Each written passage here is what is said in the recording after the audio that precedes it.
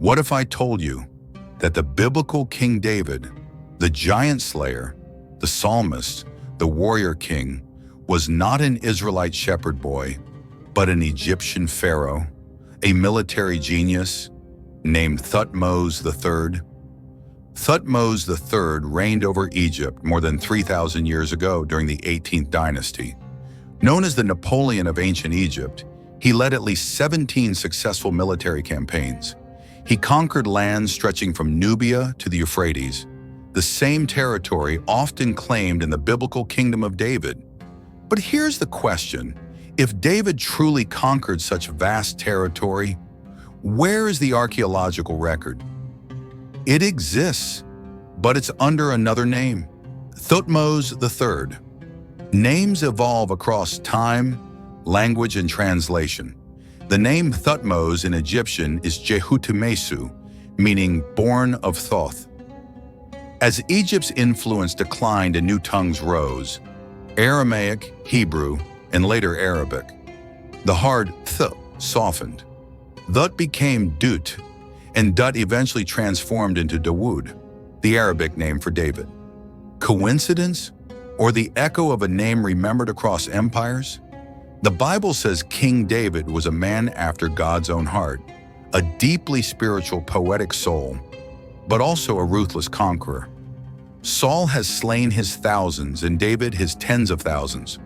1 Samuel 18:7. Thutmose III wasn't just a warlord. He was a priest-king, a ruler who honored divine law. His temple inscriptions and hymns mirror the Psalms in both structure and spirit.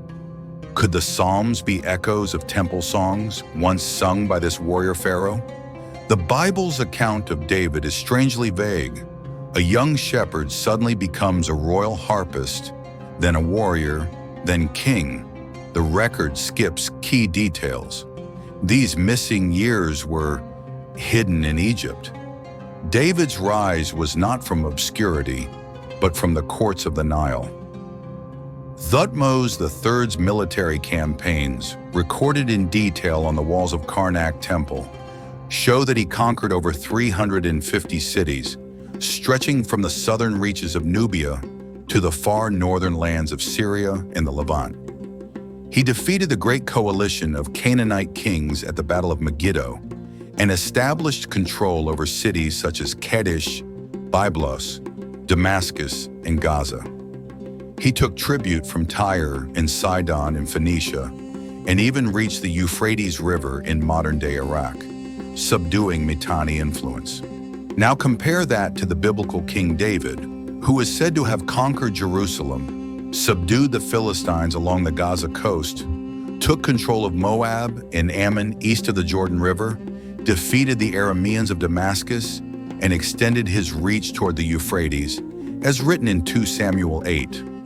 Both kings, separated by time, or perhaps not at all, expanded their empires into the exact same lands: Canaan, Phoenicia, Syria, and the Transjordan. If the same territories were taken by one man, why are they recorded under two names? Could it be that the great Egyptian pharaoh Thutmose III was remembered in Hebrew memory as King David, the conquering poet of Israel? So was Thutmose III the real King David? We may never know for certain, but the signs, the names, the conquests, they whisper a forgotten truth, one that waits for those with eyes to see.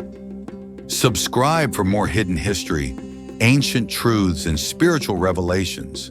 The journey has just begun.